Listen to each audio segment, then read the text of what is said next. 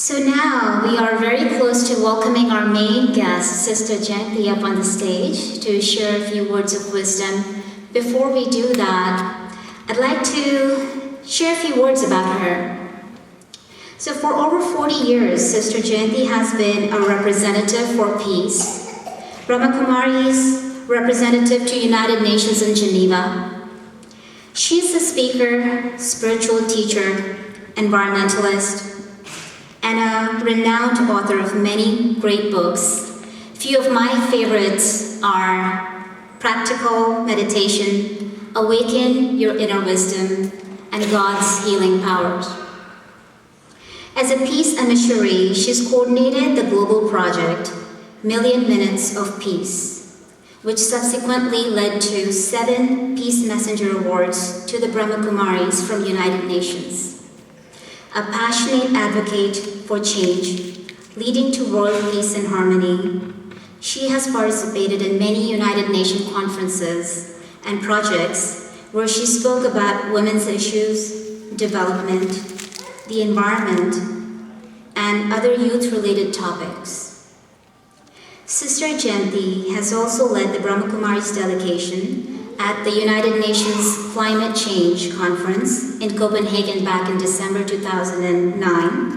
She also was a keynote speaker at the Geneva Conference United Nations Conference in May 2010 on the topic of cultural rights and climate change, spiritual and ethical perspective. I could go on sharing a lot more about her, but at this point, would like to welcome Sister Jayanti up on the stage.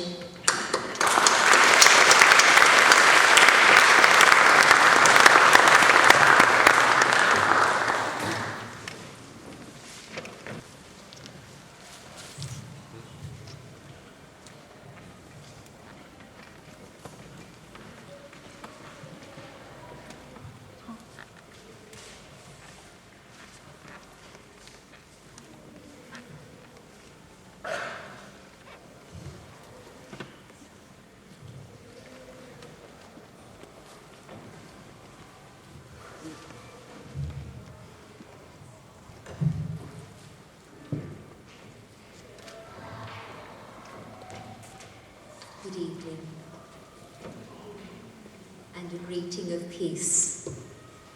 Om Shanti. I'm sure many of you know this term, but just to explain it in words, Om means I am, and Shanti means peace.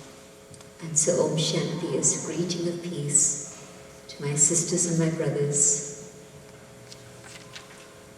It's interesting for me that you should have chosen this topic for the program here tonight, because on one level, I've had a very brief tour of Seattle, and of course I've been hearing about it, and I've been seeing how comfortable life is for most people here. Am I right? It's a pretty comfortable lifestyle. I was told that Seattle regularly features on the list of the most livable cities in the US. And so yes, it's a comfortable life. You have everything that you need on the external physical level. There's an atmosphere that's pollution-free, an environment of natural beauty. Everything's going well. And so how come you're still looking for the keys to happiness? You don't have them already? Who thinks they have the keys to happiness already? Just indicate. And it's good if you do. Okay, who thinks you're still looking for the keys to happiness? Well, thank you for the courage to put up your hands. But I would imagine that everyone who's here tonight is looking. Otherwise you wouldn't have given up an evening to be here. And so what am I looking for? I think when you live in a place like some parts of India, where there's a lot of physical deprivation, then you would say that I need a proper house, I need proper food. Thank you. So I was just reflecting on how if there's a situation of physical deprivation, then definitely one would say that the basic needs for human life and dignity have to be fulfilled.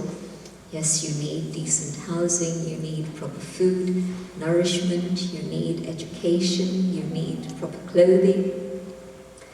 But when all of those things are already there, and yet you're still looking for something else, something more, you can go in either one of two directions. You can go further and further down the road of the external world, and we have today what seems to be the peak of consumerism and materialism, and you find that that still leaves you in a state in which there's an emptiness of spirit, and a search for truth, a search for love, a desire for peace, a feeling that I'm still not experiencing the happiness that I would like to have. And so we've gone down that route pretty well, and Seattle is a beautiful example of that. And maybe there's another direction we need to go in, and that is to take the journey inwards. And that's a very different experience. They call the people who went into outer space astronauts or cosmonauts. And we call the people who travel into inner space yoganauts. So the first step to becoming one who's able to have the key to inner happiness is to undertake the journey inwards, to be ready for that, to acknowledge that. And yes, I have so much that I see on the external level around me, and yet I still understand that there's something missing. And so when I come to that understanding that it's not the things outside that are going to bring me the fulfillment that I seek inwards, that's when I say, I want to go on this journey and be a yoganaut. And what do I discover when I go inwards? So the first key to start the journey inwards, the second aspect of that, and it's a big one, but I think it's essential if I'm going to come to the state where I can experience happiness within. So the second one is to accept responsibility. In the world out there, it's what I do, what I achieve, and very much we are aware of our responsibility to do, and whatever you do is going to bring you the return of that.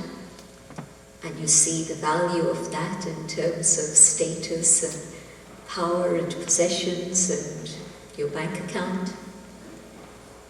But on the inner level also, I need to accept responsibility for what's going on in my own inner world. And we don't always know how to take responsibility for that. But going on the inner journey, I realize that I am the creator of what's going on inside of me. A bit difficult to take responsibility for that. But at some point, I made the shift when instead of thinking that someone out there is responsible for my feelings and my experiences, I realized that I am the creator of my own thoughts. And when I understand that, well, let me stop here. Is that correct? I am the creator of my own thoughts? What do you think? Well, who else is responsible? The flower is beautiful, But my response to the flower is my thought about its color, its form, its beauty, and everything else that's connected with it. And so this was a trigger, but my thought, my response is something I create from within myself. And it's easy to talk about a flower because everybody would accept that, yes, it's beautiful. But when you see a person, now what are my thoughts about that person? Maybe it's very good thoughts, maybe it's not so good thoughts. And so is the person responsible? Well, there's 5 of us looking at this person, and each one of us is having a very different response to this individual. Some with very beautiful, elevated thoughts, noble thoughts about this individual. And you go all the way down the spectrum through the feelings that are a little bit mixed to the situation where a person is thinking that this person is really awful. And so that person, they were the trigger. But how come 5 different people, or even 50 different people, have a totally different opinion of that particular individual? And so my point is, whatever my thoughts are, and consequently, whatever my feelings are, it's not connected with the person, or the place, or the situation, or the object. It's my response to that external stimulation of what I see, what I hear, what I feel. And definitely, I am the creator of my own thoughts. But connected very intimately with that is the fact that the pattern of my thought, of my thinking, generates the quality of my feelings. Right? Something happens, and I've had a certain type of thought, but the situation changes, and my thoughts are now moving in a different direction. But the feelings that I've been left with are still there with me. I'll give you a very simple example. You're kept waiting by somebody, and you've got all these thoughts running in your head. Couldn't they even give me a call? Where are they? What's going on? And maybe it's a feeling of lack of self-worth because they're standing you up. Or maybe if it's a different relationship, there's a feeling of great concern, great worry, even fear, what may have happened to them. 10, 15, 20 minutes later, whatever it may be, they actually turn up. And your thoughts are now different because now you're in conversation with them. And so the conscious thinking has changed. But the way you're responding to them, you're now expressing your feelings. And maybe the fear is coming out, and it's coming out as anguish. Why didn't you tell me what happened? Or maybe it's the state of lack of self-worth. And, well, why didn't they bother? They could at least have bothered. And so my relationship with them and my interaction with them is now quite different, because my feelings are now quite different. My thoughts have changed. They're here and I've accepted it. But the negative feelings that were generated, I'm still left with those. And feelings can be very positive also, but feelings can also be very negative. And the same is true of our thoughts. My thoughts can be high and noble and elevated, or my thoughts can be very negative and lead me down a slippery slope and down into a pit, whether it's thoughts about myself or whether it's thoughts about others. And so the second key to happiness is to accept responsibility that I am responsible for the quality of my thinking and therefore also for the quality of my feelings and thereby my experience. And so in a situation that's challenging, I can either allow my happiness to slip away through my fingers and I lose it, or I can keep hold of the quality of my thoughts, my responses, and become the creator of the right attitude, the right perspective, and through that be able to have very good feelings. A simple example of something that most people have to face at some point or many times through their life, the subject of physical health. And that really doesn't always depend on the external world. You can be living in very comfortable circumstances with all facilities around you, and yet if something's going to go in terms of health, all of those facilities are still there, but what's happened to your health? And I think that most of us at some point through our life have to face a situation like that. But the question is, how do I respond to that? And from a spiritual perspective, when ill health comes, whatever the reason may have been, maybe it's genetic, maybe it's an accident, maybe it's something to do with the environment, whatever, but something's happened. And so I can either feel very upset and depressed and down and low, or I can say that it's an opportunity. It's an opportunity for me to have the space and time I need for myself, which normally I just wouldn't. And that would apply probably to, if not 99% of the people sitting here, maybe 99.99%. Everybody will say, it's a busy life that I have. And even young children, I look at their timetable today, even weekends, it's this class, this thing, that thing, and the other thing. And of course the parents are busy ferrying them back and forth from this thing to the other thing. And so where does the weekend go? It's gone before you know it. And the things that you really love to do, they're put on the back burner and it just doesn't happen. And so within all that busyness of doing and proving oneself, suddenly there's a hiatus, there's a space. And within that space, I can't run around anymore. I can't go here and do this and do that and do the other.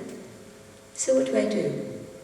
I can either mope and groan and moan about it and make life more unpleasant for myself, and also in the process cause a lot of discomfort to everybody who loves me, who's around me. Then it's not just one individual who's ill, but I'm putting a lot of other people out of action also, because they now have to run around and not just make arrangements for my physical well-being, but also for my emotional well-being. Or what I've seen with yogis, and I don't even mean people who've been meditating for 70, 75 years, and some of them are still around, and I have the good fortune of being in the company of many of these. But I'm thinking about young people who've been meditating just for 5 years, 10 years, or maybe even less. And the whole perception of physical illness changes. And yes, it's come. I wouldn't have wanted it. I wouldn't have invited it. And so I'm not welcoming it, but it's come. And now that it's come, how am I going to deal with it? I create the space within myself to distance the inner being away from the physical body, and to know that whatever is happening with the physical body, yet the inner being can experience a different state of consciousness to whatever is going on with the physical form. Think about a simple toothache. Everyone's had toothache at some point, I'm sure. But what happens then? When you're just focused on the little tooth in here, it's taking all your attention, it's taking all your energy, and you're caught up with it. But something very interesting happens, and your attention gets diverted from here to here, and for 10 minutes, half an hour, whatever time it may be, I've forgotten about the toothache, and my attention is elsewhere. And then the pain suddenly pulls me back.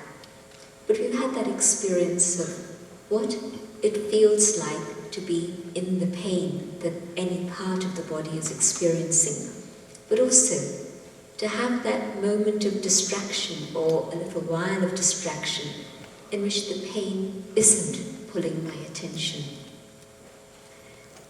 And the only thing that's different about a spiritual consciousness is that you can choose where to direct your attention in a conscious way. It's your choice. And so instead of focusing here or whatever else may be happening, I decide to focus on the world inside my own inner being. And I take the opportunity to explore my own inner treasures and discover the power and the happiness that lies within. Maybe something that I wouldn't have made time for otherwise, but when I have an opportunity that presents itself in this way, the body is going to be taken care of. Yes, I need the medication, but more than the medication, I need the meditation. I need the awareness of my own inner world, and I'm able to create the quality of thoughts and feelings that are going to keep me feeling high. And in that state, the recovery of this is that much faster, definitely. I was with somebody recently and they were very busy. And they were so busy, so preoccupied, that they didn't realize it was a new apartment that they'd moved into. And they didn't realize that there was a glass plate door in front of them, and bang. And when I met them at the airport, there was a little patch, a little plaster here. So what happened? And she told me that this had happened just a couple of days earlier, and she was busy preparing. And there was slight little patches here. And she told me that the doctor had actually said to her it would take 3 weeks for the dark patches to go away. And in 2 days, they were nearly gone. And the stitches still had to be removed, so she still had that bit of plaster here, but she wasn't feeling any pain. And so something very physical and external happened, but the process of healing was accelerated through something that was happening inside. And the doctor who was caring for her, I met him the next day, and he was very surprised how quickly the healing had happened. So it's a fact, it's a reality. Mind impacts matter, and the mind is able to allow the body to heal very much more quickly than otherwise. But also, I've seen situations of greater distress than this, and yet the face is sparkling and radiant, and instead of me going to offer words of encouragement and hope to the patient, what's happening is that they're sharing with me wonderful inspiration and encouragement for me to be able to move forward. And so even in that situation, they're actually able to detach, and their feelings can be very powerful, beautiful feelings with which they continue to serve and inspire many, many others around them. I have at least 48 different stories about that. 48 is a random number I picked. Maybe it's 100 stories about that. But yes, definitely, whatever is the external situation, when I accept responsibility for my feelings, I'm able to make a shift, and I'm able to create the right thoughts and the right feelings, so that then I'm able to experience a constant fountain of happiness that's welling up from within. It's not dependent on anything outside. Things outside will come and go, as you're very well aware. Today I have them, tomorrow I don't. Who knows what will happen the day after? But I'm totally aware that there's a treasure store of inner joy that I can access any moment that I choose, that can never run dry. I just need to be able to connect with it.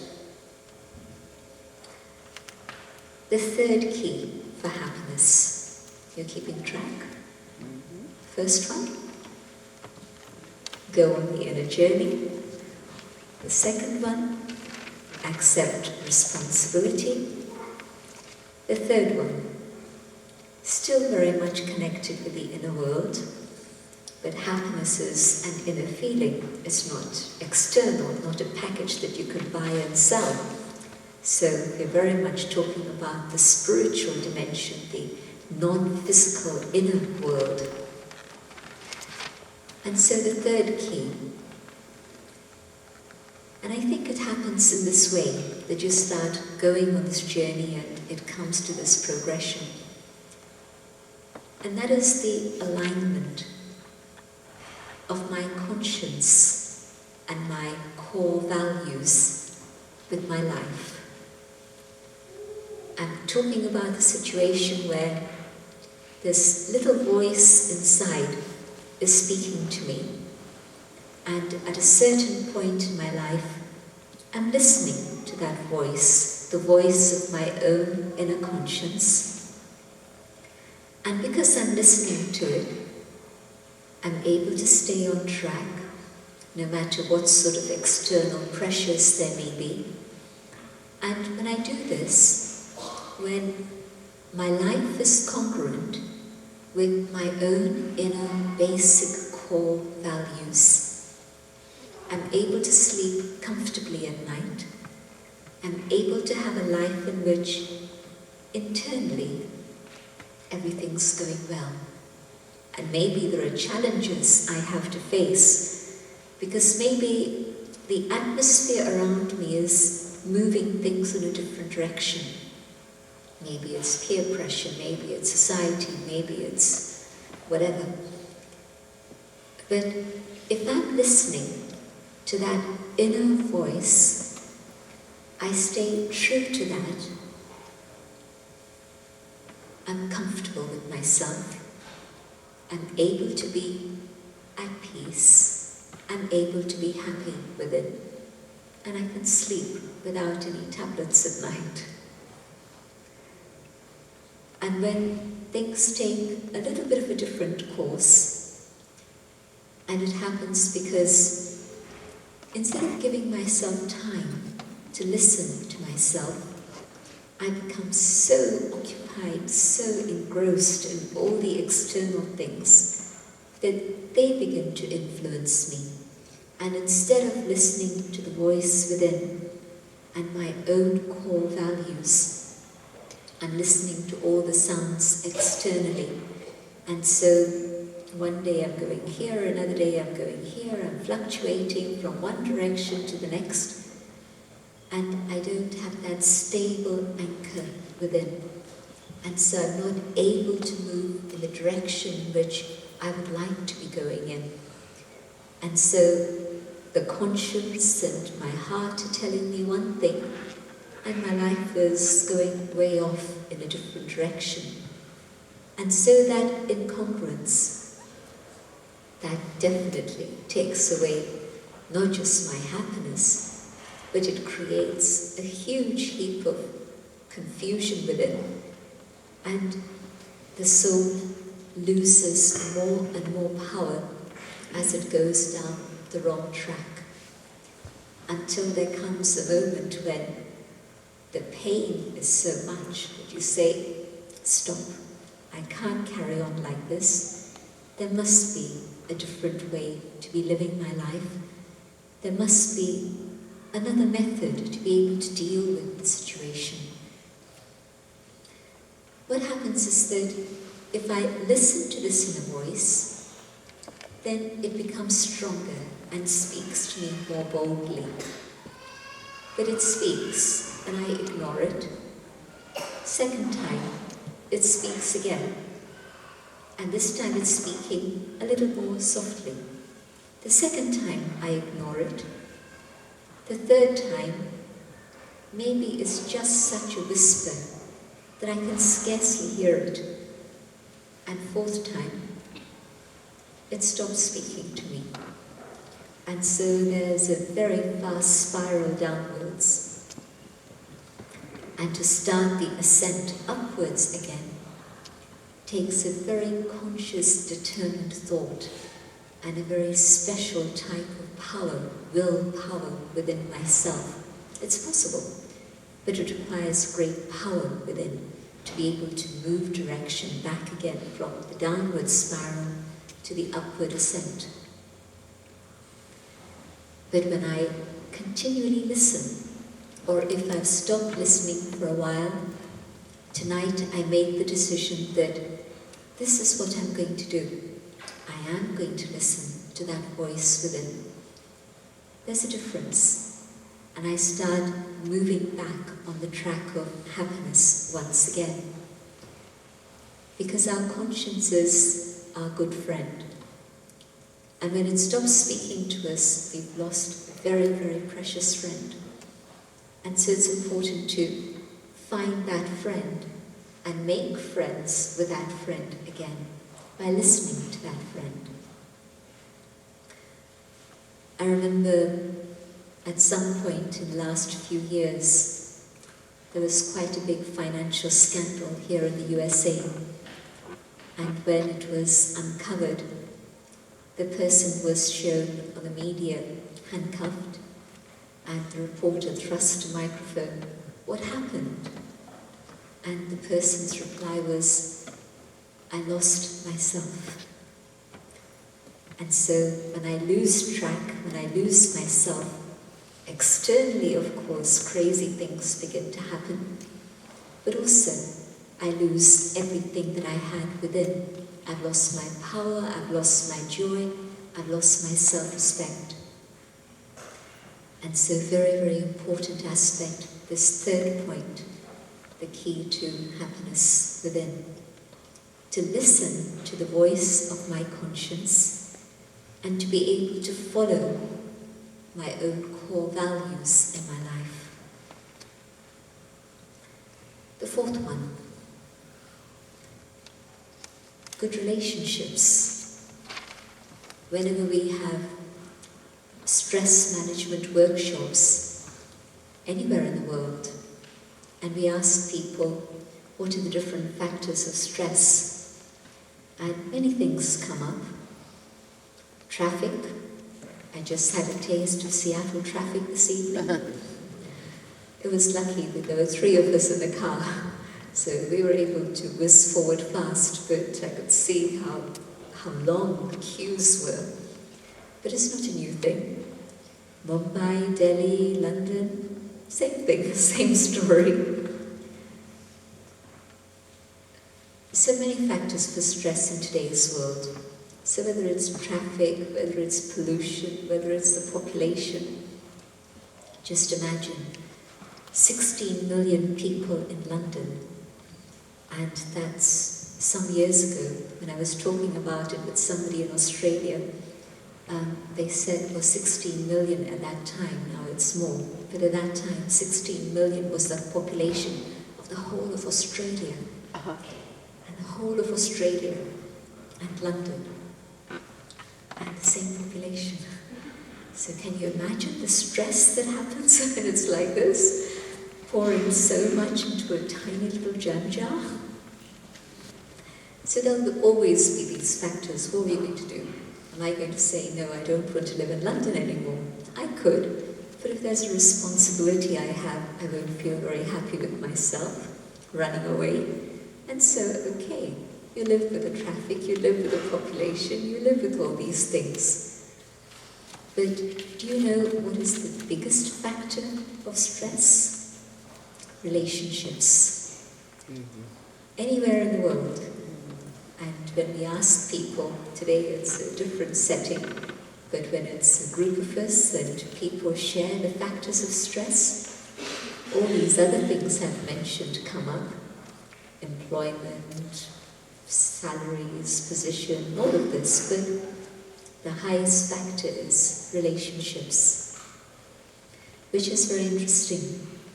Why? Because, in a way, the whole system of relationships is supposed to be a support system. We are social creatures, and we live within a network of others around us, whether it's a little family or a little business, a few people at work or whatever. But it's a whole support system around us. Nobody can live in isolation. And so the purpose of that whole thing of network of relationships is support for each other. And yet instead of support for each other, today there's very definitely the experience a lot of stress from relationships. And so something somewhere is missing out of this equation. And maybe if there's one thing I could change within that, the key to good relationships, what would that be? Perhaps it's an attitude in which I'm willing to give instead of wanting to take. Just a very, very simple difference where there's a huge amount of expectation and I'm wanting all the time. And of course, sometimes my expectations are met 50%, sometimes they're met 5%. And so what happens then? My happiness is in your hands. You're not giving me what I expect from you, and so my happiness disappears. Until the moment of realization, and instead of thinking about what it is you can give me, I have another question. I ask myself the question, well, what is it that I can give you? And if that changes from taking to giving, can you imagine the difference it would make? A huge, huge amount of difference in our relationships with each other. Absolutely on every single level. Whatever the actual physical relationship may be, parent and child, partners, colleagues at work, whatever it is. Just to make that shift from giving instead of taking. And the beautiful thing that happens, and it's a statement that comes in all traditions, that it is in giving that you receive. We've read this, we've heard this, we've talked about it maybe, but maybe there's still a little step between reading and hearing and even speaking and doing and being. And so when I decide to experiment with that, and I say, okay, I'm going to start giving. And there's a big difference that happens. Now, no more an expectation. And so now my happiness doesn't depend on your responses and what it is you do for me, but I'm in charge. I'm now proactive, and I'm now doing something, and whatever it is you say or do is secondary. But the very act of giving means that there's a return that comes back to me in which I'm feeling fulfilled. And I know that this is the right thing that should have happened. And there's a feeling of contentment that comes as a result of this. And so, the quality of relationships changing, no more stress, but very definitely a depth of happiness that begins to flow from within. But I have a big question about this, and that is, well, how can I change this? It's the fourth key, definitely. The ability to give rather than the desire to take. But I want to bring us to the fifth key. And before I do that, I just have this little question. Where I'm not fulfilled within, and this is why I need to take, right? If I was complete and fulfilled, there would be no question of neediness. But there's something needy within. How am I going to fulfill my own needs? Okay, I've decided, I've realized that it's not going to be fulfillment from here. It has to be from a different source. Here in the USA, it's much easier to talk about God than in Northern Europe. And this is because even on your coins it is, or your notes actually, in God we trust. And so somehow there's an awareness of God which is present. And in Northern Europe, whether it's England or France or Germany, any of these places, you have to work hard to bring God back into the picture. In fact, in London, a couple of years ago, there were big notices, big billboards that were asking the question, does God exist? And there were 3 little boxes by the side. Yes, no, maybe. And there's a whole publicity campaign about this because there were various books that were being published and released that were denying the existence of God. And so the Church's Society in England decided that they would put up these big billboards, which just gives you an indication of the climate there being a little different to here. And here, I want to bring us to maybe the most important key, and that is very dramatic. The music is highlighting the fact. So it's a fanfare of trumpets. But truly, it's the subject of my relationship with God and the ability to connect with the divine, so that then from the source of all attributes, I'm able to receive and fill myself. When I started talking about the inner world, I think for people who are here, it was easy to understand that, yes, there's a physical reality, but there's an inner reality, obviously connected and related, but yet quite separate to the physical reality. And that is the reality of the inner being, the soul. And when I come to that awareness of the inner being, then it's also very easy for me to come to the experience of the divine. Without that inner journey, it's not possible to come to that experience with the Supreme. Why? Because all my sensations, my senses are focused externally, and there's no way I can come to that inner experience of the Supreme. When I go on the inner journey, then in that awareness of the being that I am within, I'm tuning my mind to the right frequency, and in that awareness, I can make contact with divine. And when I begin to do this, there's a very, very quick experience that I'm able to have. And it's the experience of peace, of love, of truth, of joy, of power. Because what I'm doing is connecting with the source of all of these attributes. And so truly, through that connection, all my needs are fulfilled, totally, completely. Whatever it is that was missing within me, is able to come to me from the divine and not just allow me to be fulfilled, but it also flows out. It reaches out and it's able to touch others.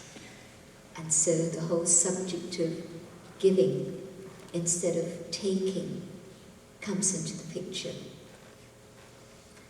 Even without that relationship with the divine, there are people who have this awareness of giving, and of course they feel the benefit of this. But then at some point, somewhere along the line, the neediness comes in again. And so through the connection with the divine, I'm able to really fill myself and be fulfilled and manage to be in a state of happiness which is unaffected by all the upheaval of the world that's going on around me. And the upheaval of the world is again something that's not going to stop. Do you think things are going to get better in the world in the next 6 months or in the next 12 months? I don't. I think things are going to get more chaotic. Whatever is going on today, expect more of the same. But that's not a message for a loss of hope. Rather, it's an awareness of the reality of the situation. It's not pessimism, but it's an understanding that this is the direction things are going in, and they're escalating. It's getting worse and worse and worse. And so things are more and more chaotic, and on an external level, we're less and less in charge of circumstances and situations.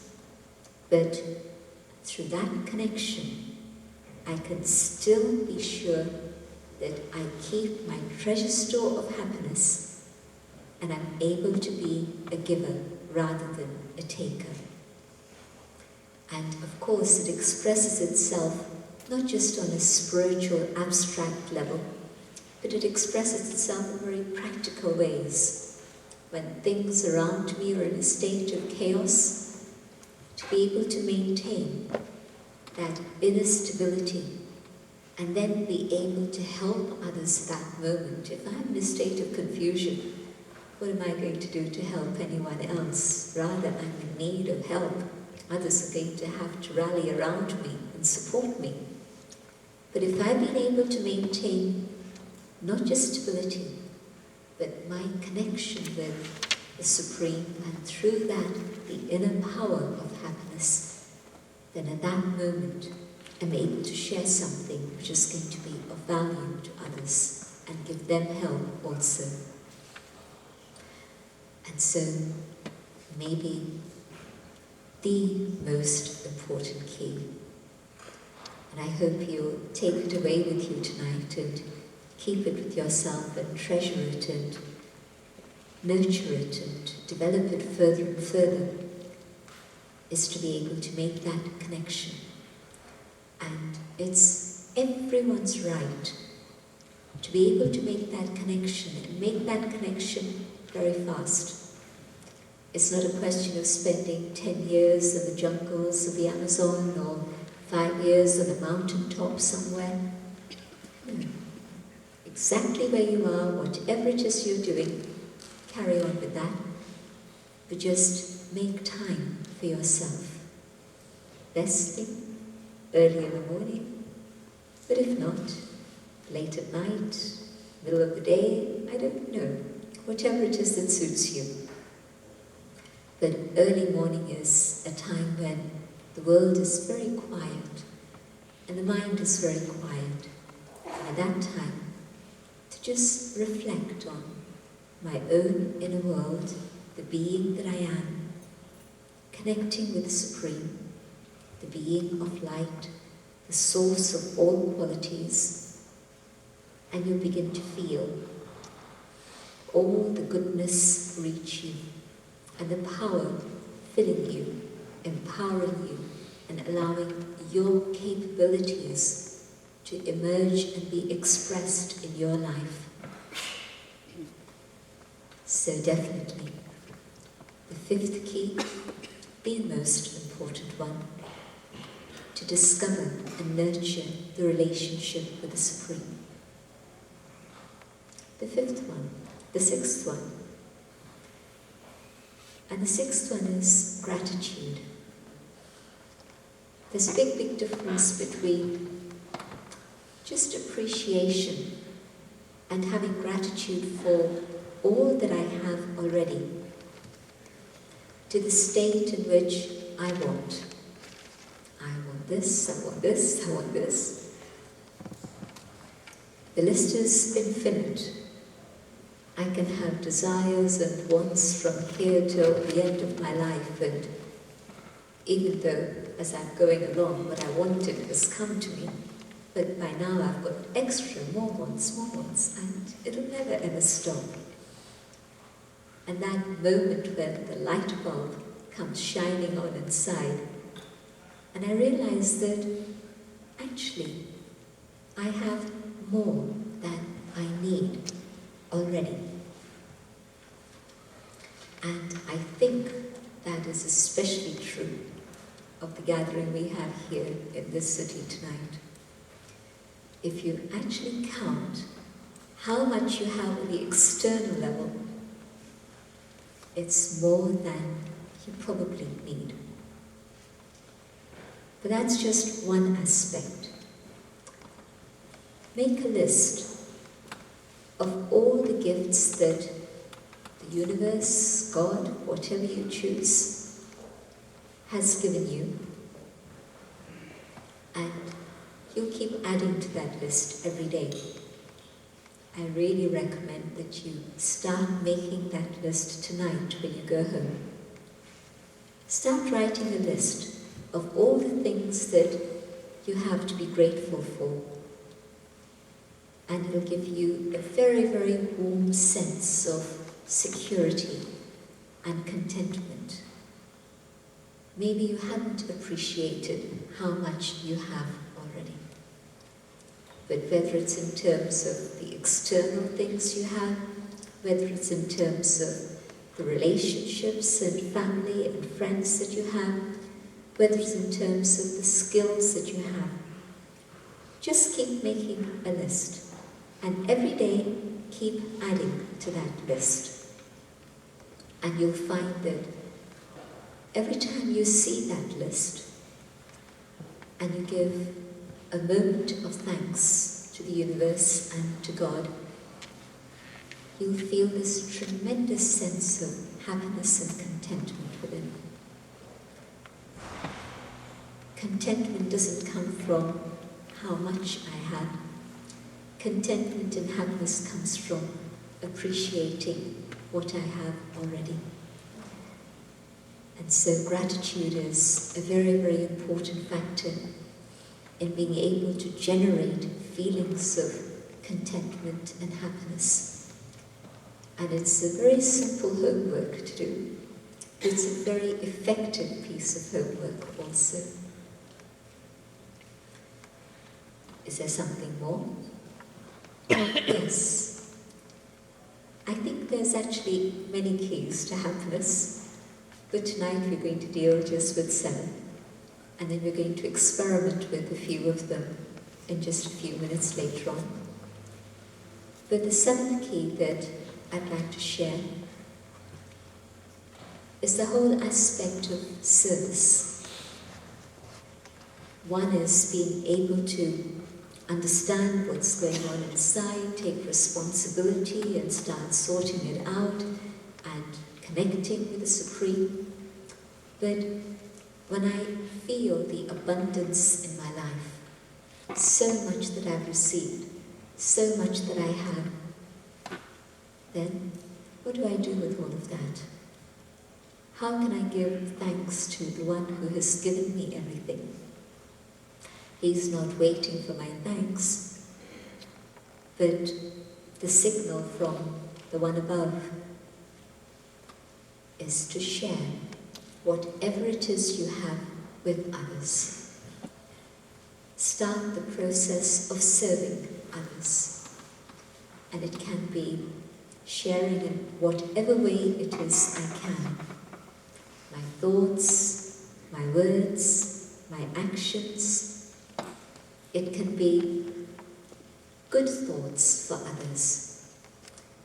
When you have good wishes and good feelings for others, it helps them, it supports them. There was some research done. It's now quite an old story, so maybe many of you know about it. But they had research on hospital patients, and they had a group of people praying for certain patients, and there were other patients, and there was nobody praying for them. And the prayers and the good wishes of people who were being prayed for, those patients, it was a proper scientific experiment with controls, etc., etc. But the process of healing happened that much more quickly for the people who were being prayed for and the good wishes that were being sent to them. And so, of course, the others complained, and so they set up a group to pray for them afterwards. But there's a lot of evidence, if I'm looking for hard evidence outside, not just anecdotal.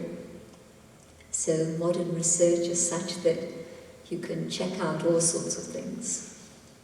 And so definitely, even if there's nothing physical I can do for someone, I don't have the time, I don't have the money, but I have my heart.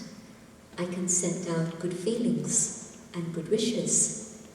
And sometimes when I've been in a situation where it's been challenging for whatever reason, I've felt not only help coming to me from above, but I've also felt the support of good wishes of those who love me. And so if I've experienced that in my life, and I've been at the receiving end and taken benefit from that, it's a good motivation and incentive to be able to do that for others. So somebody comes to tell you about what they're doing. It takes maybe 3 minutes to listen to them, and it takes 30 seconds to give them a few words of encouragement.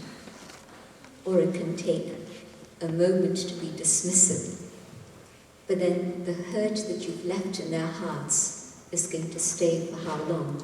Can you even gauge it?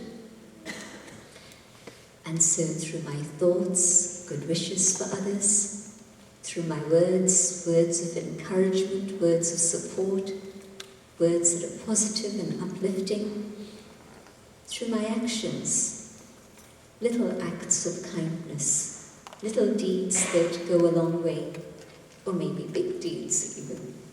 But whatever it is I can, instead of thinking about, but what's going to make me happy, I turn that around, what's going to make the other happy? And I start doing that. Then the blessings that come as a result of serving others are blessings of happiness. And so if truly you want to experience happiness, let it be a life of service. Yes, I'm responsible for myself, I'm responsible for my family, but yet still, there's enough time if I choose to do something for others and to do something for the world. And all of us sharing that responsibility mean that you can give a little finger, maybe even this little finger. In India they show that a whole mountain was lifted when everybody gave their little finger of cooperation at the same time. Can you imagine a whole mountain being lifted? Well, it's a symbolism of all of us being able to give just a little. And it doesn't take that much to change the world situation.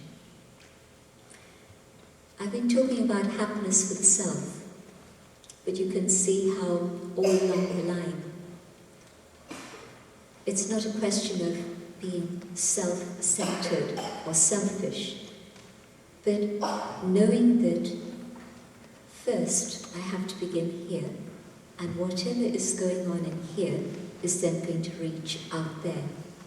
And so being happy isn't ignoring the problems of the world or the ills of the world, but rather taking responsibility and changing things inside with the help of the one above means that I can do something constructive to make others smile also.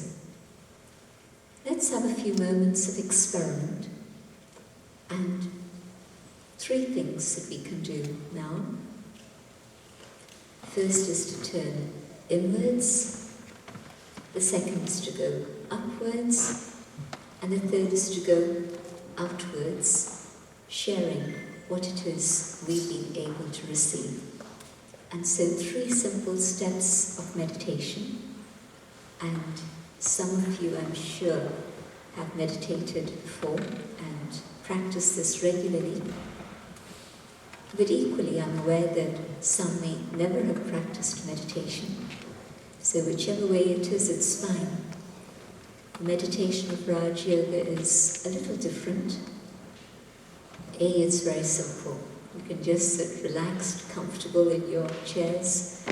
You don't have to find space to squat on the floor or to turn yourself upside down and stand on your head. Nothing. No external postures. Just sit comfortably so that the body can sit quietly. That's one very different thing. Nothing external. The second very different thing is that we're actively engaging the mind. We're not stopping thoughts, but we're using thoughts. We're engaging the mind in the journey to go within and upwards.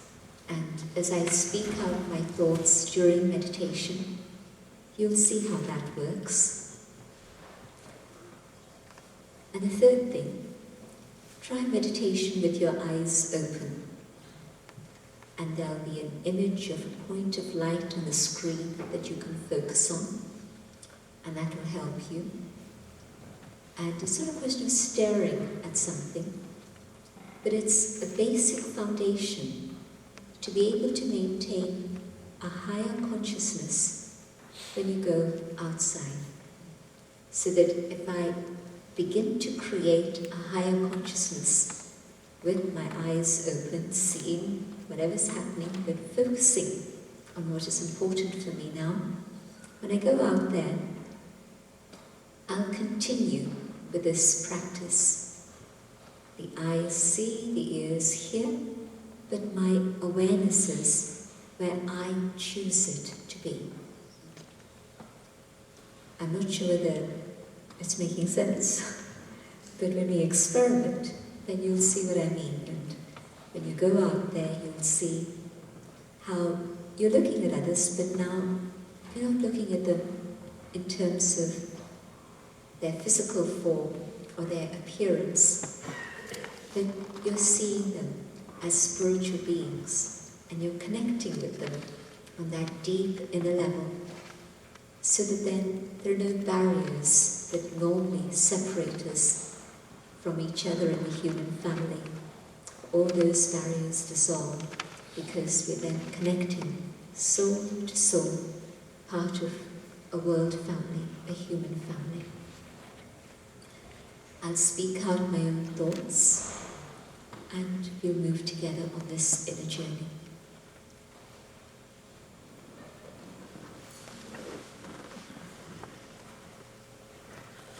Sitting quietly,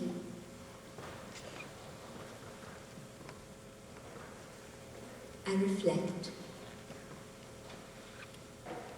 on the things that I've been hearing about.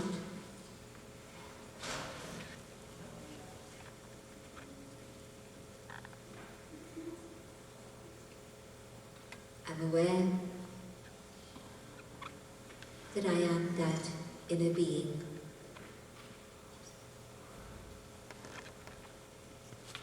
And I focus my thoughts on the being within.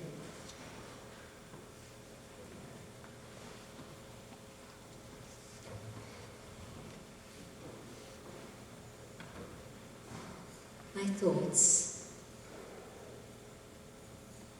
begin to slow down as I begin to watch them, and simply watching my thoughts means that instead of my thoughts going in many directions, they start moving in one direction, in a quest for the self, in a journey of realization of the self.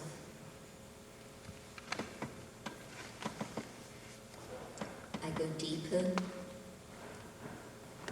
and deeper within myself.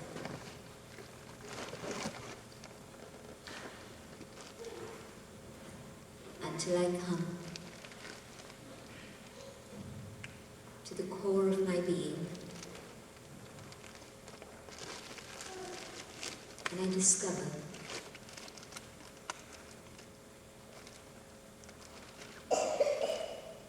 quietness, serenity, and peace within.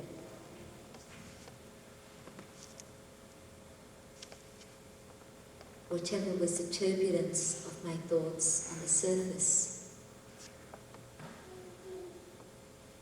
going deep within myself,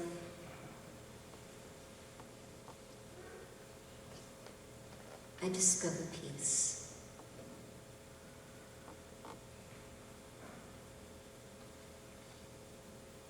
And in this awareness of peace,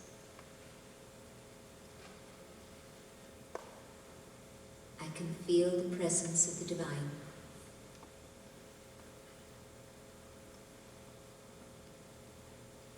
And my thoughts go upwards to the Supreme, the being of light.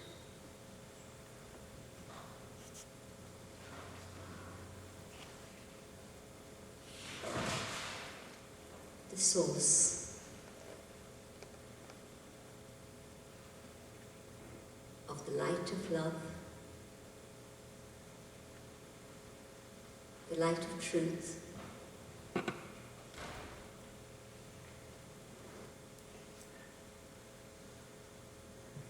and the might,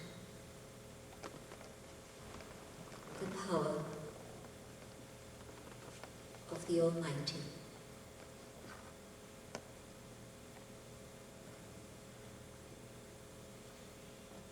I, the soul, connect with the Supreme,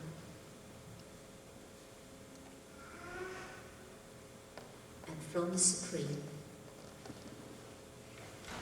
I receive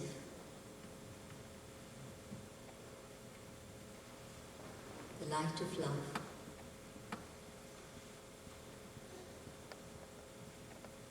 And as this pure, unconditional love reaches the soul,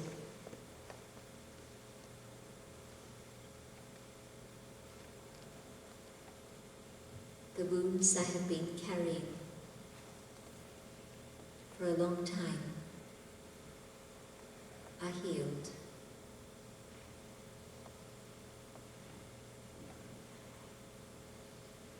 The power of God's love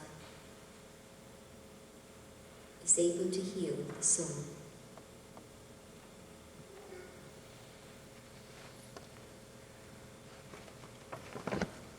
And the light of love ignites hope.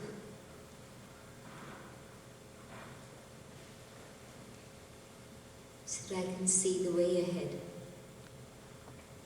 within the darkness.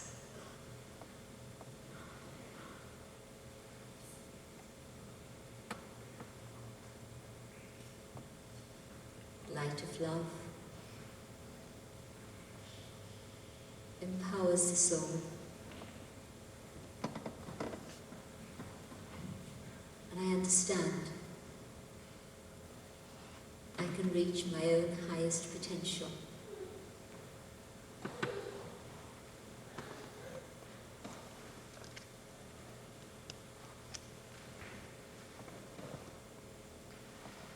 And from the source of truth, the light of truth reaches the soul.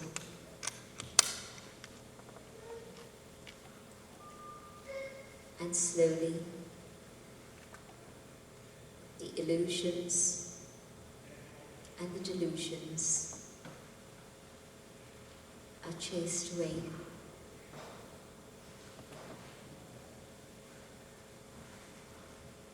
And I'm able to see a glimpse of reality and start moving towards the truth.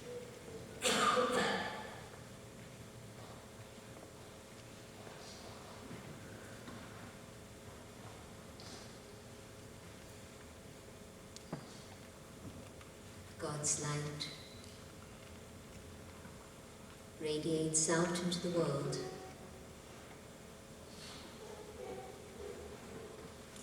sharing love, sharing truth.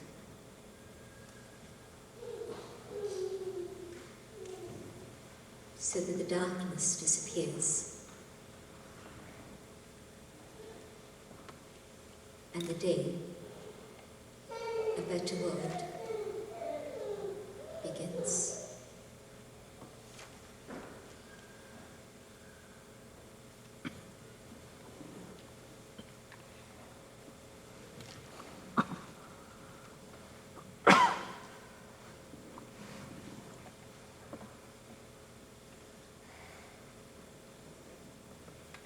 Om Shanti.